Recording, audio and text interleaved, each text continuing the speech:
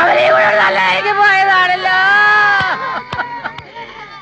എനിക്ക് എന്റെ കുട്ടികൾക്ക് ആരുമില്ലാണോ?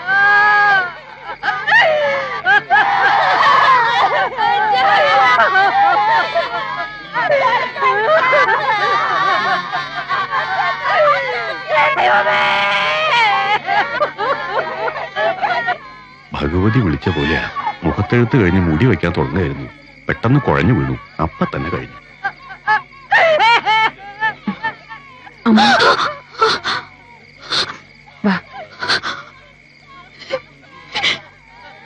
ബാക്കി കാര്യങ്ങൾക്കുള്ള ഏർപ്പെടുന്ന ചെയ്തോളൂ.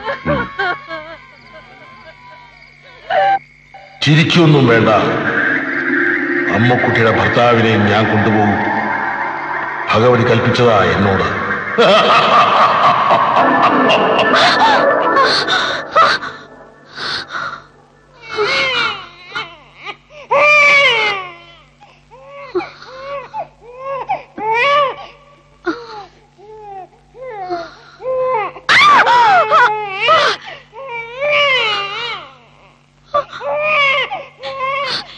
പെണ്ണോട്ടിനെവിടെ വല്യമ്മേ? കാപ്പി കുടിക്കണു. വീട്ടിലേക്ക് പോണമെന്ന് പറഞ്ഞ് നിൽക്കുക.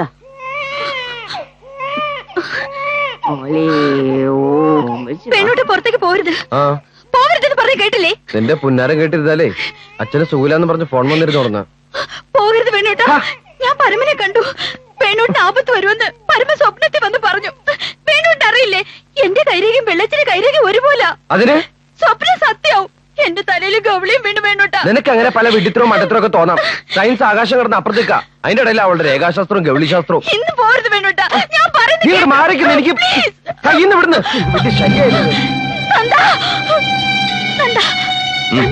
പെണ്ണോട്ട് പുറത്തേക്ക് പോകാൻ നിൽക്കുന്നു. ആ ഫോൺ വന്നു പറഞ്ഞു. പോണ്ടെന്ന് പറ, എനിക്ക് പേടിയാ. നീ എന്താ കൊച്ചു കുട്ടികളെ പോലെ? വെള്ളച്ചിന്റെ വിധിയാവും എനിക്ക്. പെണ്ണോട്ട് ആപത്ത് പറ്റും. ഒന്നുമില്ലെന്ന് വേണു. അച്ഛനെ ഞാൻ കൊണ്ടുപോകാൻ ഡോക്ടറെ അടുത്തേക്ക്. അതാവാം, പക്ഷെ എന്റെ കടമ ഞാൻ തന്നെ ചെയ്യണമല്ലോ. എന്തൊരു വാശിയാ വേണത്? വാശി എങ്കിൽ വാശി. അവിടെ ഒരാൾ ആരോരും ഇല്ലത് അനാഥായിട്ട് കഴിയുക. ഇവളിങ്ങനെ വിഷമിച്ച് നിൽക്കുമ്പോ പോണ്ടാന്നേ ഞാൻ പറഞ്ഞുള്ളൂ. ഞാൻ പറഞ്ഞില്ല ഇവളോട് വിഷമിക്കാനൊന്നും. എന്നല്ല, അമ്മ ഇപ്പൊ ഒരു ഷോക്കിന്ന് റിലീവ് ആയിട്ടേ ഉള്ളൂ. അതുകൊണ്ടാ പറഞ്ഞത് പോണ്ടാന്ന്. അല്ല, ഞാനൊന്ന് ചോദിച്ചോട്ടെ, ഈ ഞാൻ ആരാ? ആരാ നന്ദട്ടാ? ഇവളുടെ ഭർത്താവാകും നിങ്ങളുടെ വളർത്തുമൃഗോ? തോന്നുമ്പോ കെട്ടിടാനും തോന്നുമ്പോ അഴിച്ചുവിടാനും. ഞാൻ പറയുന്ന ഒന്ന് കേൾക്ക്. ഇന്നത്തേക്ക് ഒരു ദിവസം നീ ഇവിടെ നിൽക്ക്. ഇവളുടെ അന്ധവിശ്വാസങ്ങൾക്ക് കൂട്ടു നിൽക്കാൻ അല്ലേ? നന്ദേട്ടൻ ഇത്രയും പഠിപ്പും വീരുള്ള ആളല്ലേ, എന്നിട്ട് എന്താ ഇങ്ങനെ? ഇത് അന്ധവിശ്വാസത്തിന്റെ കാര്യമല്ല വേണു, അമ്മൂന്റെ മനസമാധാനത്തിന്റെ കാര്യ. അന്ധവിശ്വാസങ്ങൾ മാറുമ്പോ മനസ്സമാനം തനിയുണ്ടാവും. അതൊരു ഷോക്കോടെ ആണെങ്കിൽ അങ്ങനെ ആവട്ടെ. എനിക്ക് ചില കടമകളൊക്കെ ഉണ്ട്, അത് മറന്ന ഞാനല്ല. പോയില്ലേ നന്ദ? ഞാൻ പറഞ്ഞ ഒക്കെ സത്യവും. ഗൗരിയടുത്തമ്മയുടെ കാര്യം ഞാൻ പറഞ്ഞ സത്യമില്ലേ? ഞങ്ങളുടെ കുഞ്ഞിന്റെ കാര്യം പറഞ്ഞ സത്യമില്ലേ? ഒക്കെ സത്യവും നന്ദ, ഒക്കെ സത്യവും. എനിക്ക് പേടിയാവുന്നു. രാധ വെറുതെ പരിഭ്രമിച്ച് വിളിച്ചതാ. രാവിലെ എണീറ്റപ്പോ ഒരു നേരിയ തലച്ചുറ്റൽ. വേണു വന്നപ്പോഴേക്ക് അതങ്ങ് മാറുകയും ചെയ്തു. അടുത്ത ആഴ്ച ഏതായാലും ഡോക്ടറെ കാണണം. അപ്പൊ മതി എന്ന് പറഞ്ഞിട്ട് കേൾക്കാതെ പോയിരിക്കുക ഡോക്ടറെ കാണാൻ. കെഞ്ചി പറഞ്ഞതാ ഞാൻ അവനോട്. ഇവിടെ ഒന്ന് ഞാൻ അന്വേഷിച്ചോളാന്നും പറഞ്ഞു. എന്നിട്ട് എന്തോ ഒരു വാശി പോലെ.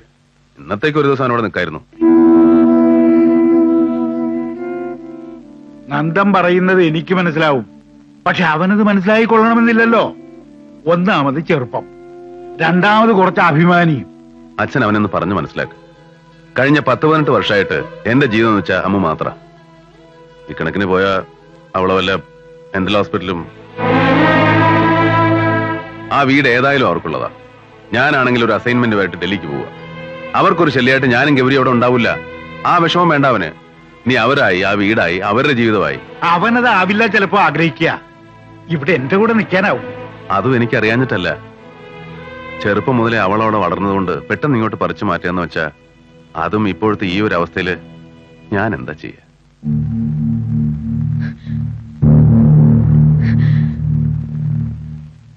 ഒരു വഴിയേ ഉള്ളൂ.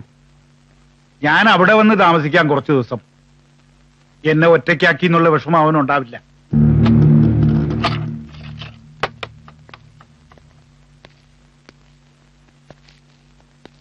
അച്ഛനോട് പോയി? ഇപ്പൊ പോയതേ ഉള്ളൂ. പോവേ? എങ്ങട്? ഗൗരിയടുത്ത് നന്ദേട്ടനും വന്നിരുന്നു. ഓ, അപ്പോ അച്ഛനെ അതെ, അവരുടെ വീട്ടിലേക്ക് കൊണ്ടുപോയി. അനിയത്തിക്ക് വേണ്ടി ഇനി തറവാട് ഇടിച്ചു നിരത്തി കുളം തോണ്ടണമെന്നും പറയാ അയാള്. എന്തിനാ വേണോട്ടെ വെറുതെ വഴക്കിനൊക്കെ പോണത്? വേണ്ട, ഉപദേശങ്ങളൊന്നും വേണ്ട. തന്റെ ഉപദേശങ്ങൾ ധാരാളം കേട്ടിരിക്കണു ഞാൻ. താൻ എന്നോട് എന്താ പറയാൻ പോകുന്നതെന്ന് എനിക്കറിയാം. സഹിക്കണം, ക്ഷമിക്കണം എന്നൊക്കെയല്ലേ. താനാ എന്നെ നിലയിലെത്തിച്ച്. അല്ലെന്ന് പറയാൻ പറ്റുമോ എനിക്ക്? ഞാൻ വേണ്ട, ഒന്നും പറയണ്ട. എന്താ വേണ്ടതെന്ന് എനിക്കറിയാം.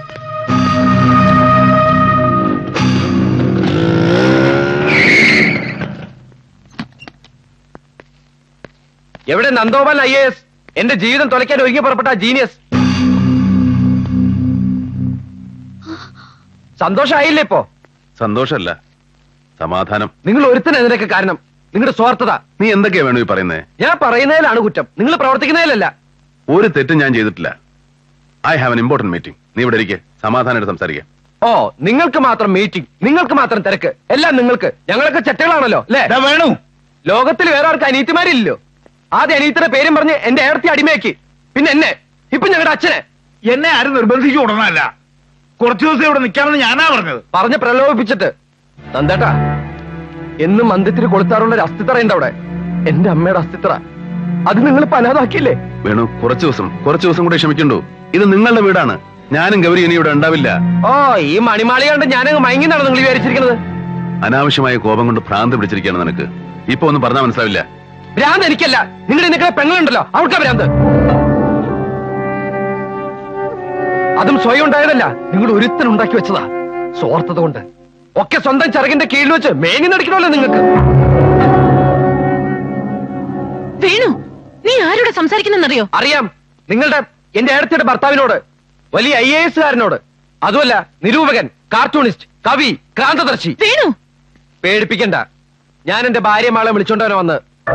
നിന്റെ ഇഷ്ടത്തിന് നിനക്ക് തോന്നിയ പോലെ ജീവിക്കാൻ എന്റെ അനിയത്തെ ഞാൻ വിട്ടുതരില്ല. നിങ്ങൾ വിട്ടു തരണ്ട. അല്ലാതെ തന്നെ അവളെ കൊണ്ടുപോകാൻ എനിക്കറിയാം. മാന്യമായി പോറ്റാനും അറിയാം. പട്ടുമത്തെ മണിമാളികയാണ് ജീവിതം എന്ന് കരുതുന്ന നിങ്ങൾ ഒരു വിഡ്ഢിയാണ്. IAS കാരനല്ലെങ്കിലും അഭിമാനത്തോടുകൂടി ജീവിക്കാൻ ഞാൻ പഠിച്ചിട്ടുണ്ട്. വാ വാ. വേണ്ട വേണുട്ടാ, നമുക്ക് എവിടെയും പോകണ്ട, ഇവിടെ തന്നെ നിൽക്കാം. വരാനല്ലേ വേണോ? വേണുട്ടാ, അവളുടെ സമ്മതമില്ലാതെ നീ അവളെ എവിടെയും കൊണ്ടുപോവില്ല. അത് തടുക്കാനുള്ള കഴിവൊക്കെ ഇപ്പൊ എനിക്കുണ്ട്. ഓ, അനുജത്ത് നിങ്ങളുടെ സ്വന്തം. എനിക്ക് യാതൊരു അവകാശമില്ലല്ലോ. പക്ഷെ എനിക്ക് അവകാശപ്പെട്ട ഒരു ജീവിതം ഈ വീട്ടിലുണ്ട്. അത് ഞാൻ കൊണ്ടുപോകും. ആരെതിർത്താലും ആര് തടഞ്ഞാലും. നിങ്ങളുടെ അനിയത്തെ കൊഞ്ചിച്ച് ഭ്രാന്തിയാക്കിയതുപോലെ എന്റെ കുഞ്ഞിനെ കൊഞ്ചിച്ച് ഭ്രാന്തിയാക്കാൻ ഞാൻ സമ്മതിക്കില്ല.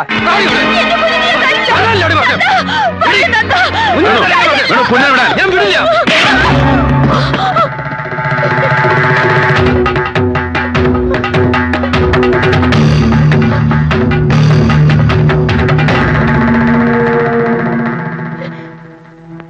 മതി, തൃപ്തിയായി. നിങ്ങൾക്ക് നിങ്ങളുടെ വഴി, എനിക്ക് എന്റെ വഴി. ഇനി ഞാൻ ആരെ ബുദ്ധിമുട്ടിക്കാൻ ഇങ്ങോട്ട് വരില്ല, ഇങ്ങോട്ട് വരില്ല.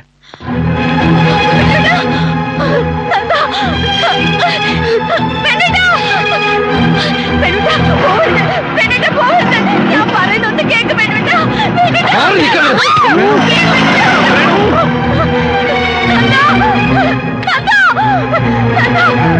പോയി നന്ദ, പോയി വിളിക്കും നന്ദ. നന്ദ പറഞ്ഞാലും വേണ്ടിട്ട് വരൂ. പോ നന്ദ, നന്ദ പോ നന്ദ, പോ നന്ദ, നന്ദ പോ, പോ നന്ദ, പോ Nanda.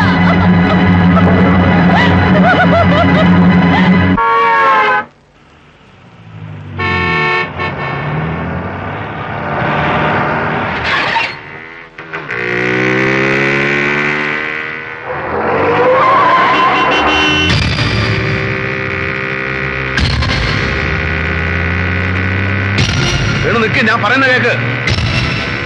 I M sorry Venu, please. അമ്മ അവിടെ കരയാണ്. Please come back Venu, please. I'm sorry. ഞാൻ മാപ്പ് ചോദിക്കാം, പോരെ? വേണു വണ്ടി. വേണു,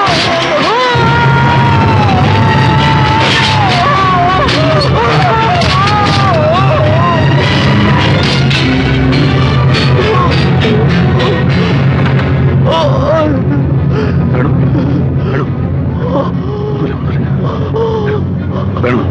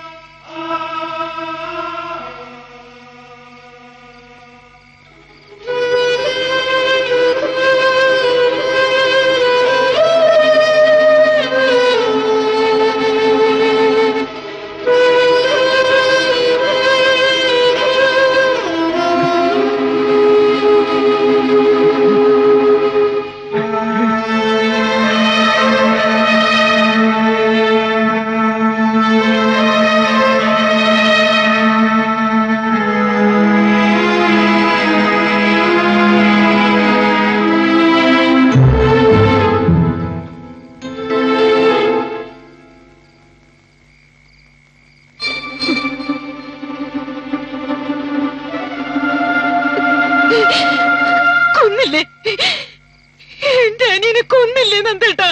എന്റെ വേണുവിനെ കൊന്നില്ലേ? ഗൗരി, സ്വന്തം അനിയത്തെ സ്നേഹിച്ച് എന്റെ അനിയനെ കൊന്നില്ലേ നന്ദേട്ടാ?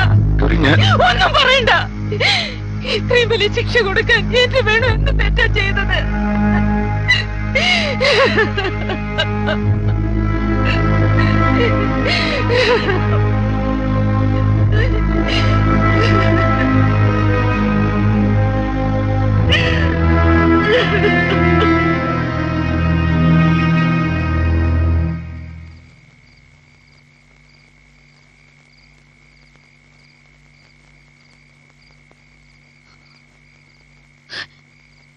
അമ്മോ, പോണ്ട മോളെ. തൃപ്തിയായില്ലേ? എല്ലാം നശിപ്പിച്ചപ്പോ സമാധാനായില്ലേ നിങ്ങൾക്ക്? മോളെ, ഞാനില്ല, ഞാൻ എങ്ങോട്ടുമില്ല. ഈ മുഖം എനിക്കിനി കാണുകയും വേണ്ട.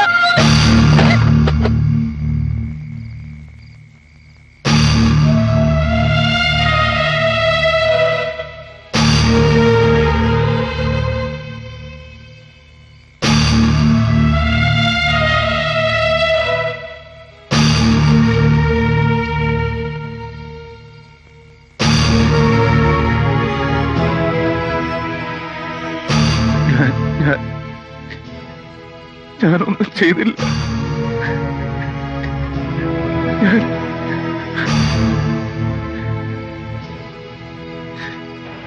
ചെയ്തില്ല.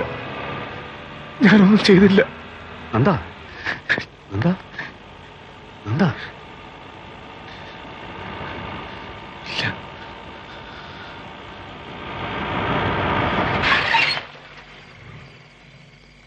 സാറ് ഈ വഴി വരുന്നുണ്ടെന്ന് അറിഞ്ഞു. ഒരു കാര്യം പറയാനുണ്ടായിരുന്നു. പുഴയിലൊരു സ്ത്രീയുടെ ബോഡി ഐഡന്റിഫൈ ചെയ്താല്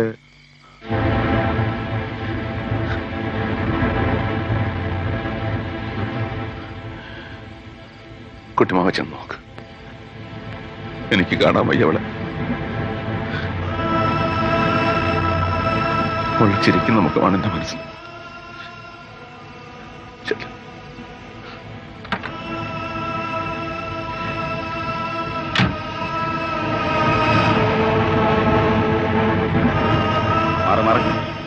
മാറ് മാറ്.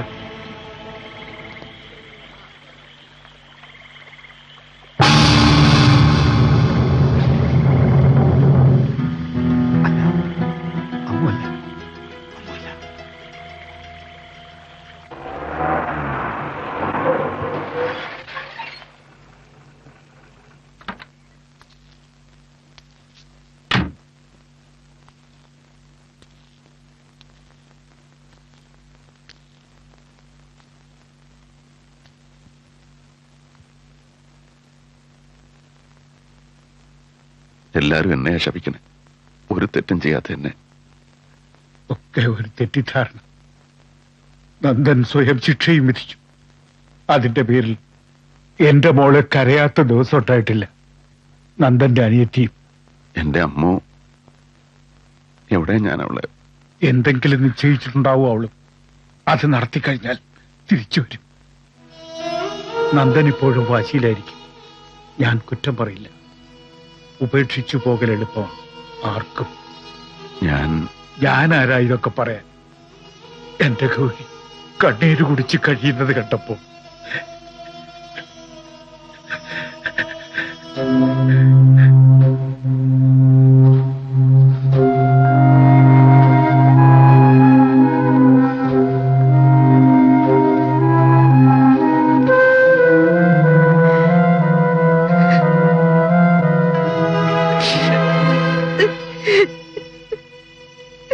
നന്ദാ,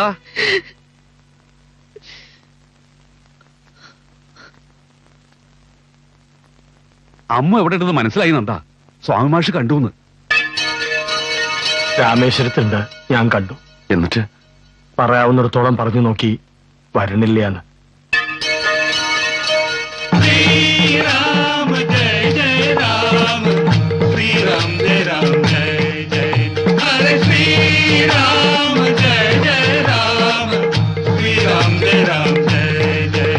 നീണ്ട 1.5 വർഷക്കാലം എങ്കിലും എനിക്കറിയായിരുന്നു ഏട്ടൻ വരുമെന്ന്. കൂടെ ഗൗരിയെടുത്തമ്മ ഉണ്ടാവുന്ന എന്റെ മനസ്സിൽ ആരോ പറഞ്ഞു. ആരുമല്ല, വേണോട്ടൻ തന്നെയാവും എന്റെ മനസ്സിലിരുന്ന് പറഞ്ഞത്. എന്തെന്നായാലും നന്ദേട്ടനെ ഉപേക്ഷിക്കില്ലെന്നും എനിക്കറിയായിരുന്നു. എന്നാലും മോളെ ആരോടും പറയാതെ ഇങ്ങനെ. ആരോട്? ഈ ഗൗരി എടുത്തമ്മയോടോ? ഞാനും വരാന്ന് പറയും എടുത്തമ്മ, കൂടെ കുട്ടിയമ്മയും കൂട്ടാന്ന് പറയും. അപ്പോഴും ഏട്ടന്റെ അജ്ഞാതവാസം അവസാനിക്കില്ലല്ലോ. കുട്ടിമാമ ഒന്ന് പറഞ്ഞപ്പോ, നിന്നെ കാണാനുണ്ടായെന്ന് കേട്ടപ്പോ, വേണോട്ടിന് വേണ്ടി എനിക്കൊന്നും ചെയ്യാൻ കഴിഞ്ഞില്ല. വിവരദോഷം കൊണ്ടാവാം ജീവിച്ചിരുന്ന കാലം മുഴുവനും വേണോട്ടിനെ ഉപദ്രവിച്ചിട്ടുള്ളൂ ഞാൻ. എന്നിട്ടും വേണോട്ടിന് എന്നെ വെറുത്തില്ല, കൂടുതൽ കൂടുതൽ സ്നേഹിക്കുകയും ചെയ്തത്. ഇനി വേണോട്ടിന് വേണ്ടിയുള്ള അവസാന കർമ്മം കൂടി ചെയ്യണം, മോളെ കൊണ്ട് ചെയ്യിക്കണം. അതും കൂടെ കഴിഞ്ഞ സമാധാനമായി. ഇനി വേണോട്ടിന് വേണ്ടി അതൊന്നുമില്ല നമുക്ക് ചെയ്യാൻ കഴിയുള്ളൂ. അന്നത്തെ സങ്കടം കൊണ്ട് ഞാൻ ഏട്ടനോട് എന്തൊക്കെയോ പറഞ്ഞതൊക്കെ ഓർമ്മയുണ്ട്. തെറ്റാണ്, അല്ല തെറ്റുപോലുമല്ല, പാപമാണ്. ഏത് പാപത്തിനും ഒരു പരിഹാരം ഉണ്ടാവില്ല ഏട്ടാ. എന്റെ മോൾ ഒരു പാവവും ചെയ്തിട്ടില്ല. ഏട്ടന് ഒരു വിഷമമില്ല, ഒരു വിഷമമില്ല. அம்மா வாங்கோ, வந்து உட்காருங்க. ഇനി ഈ മോളെ വളർത്തണം നമുക്ക്. എന്നെ വളർത്തിയ പോലെ തന്നെ നിറയെ സ്നേഹം കൊടുത്ത്. மம கோத்திரஸ்ய சிவகோத்திரஸ்ய வேணுகோபாலன் அயம் பிண்டசுதா நமஹ ஜாயம் பலி நமஹ.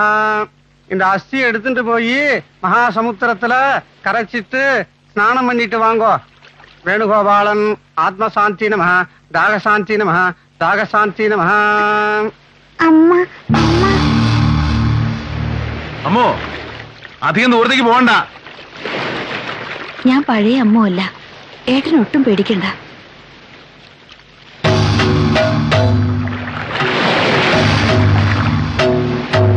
മതി, അവിടെ നിന്ന് അറിഞ്ഞോളൂ. അമ്മോ മതി, അവിടെ നിൽക്ക്. അമ്മോ, അമ്മോ,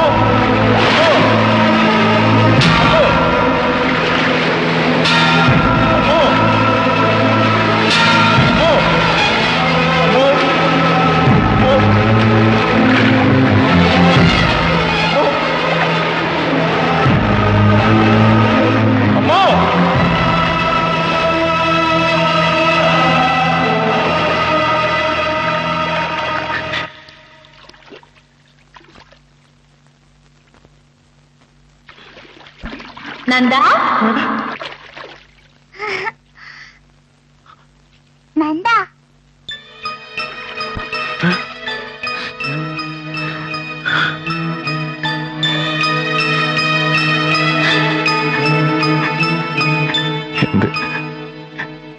എന്റെ അമ്മു. ഇരുൾ വീഴുന്നൊരി കടലാഴങ്ങൾ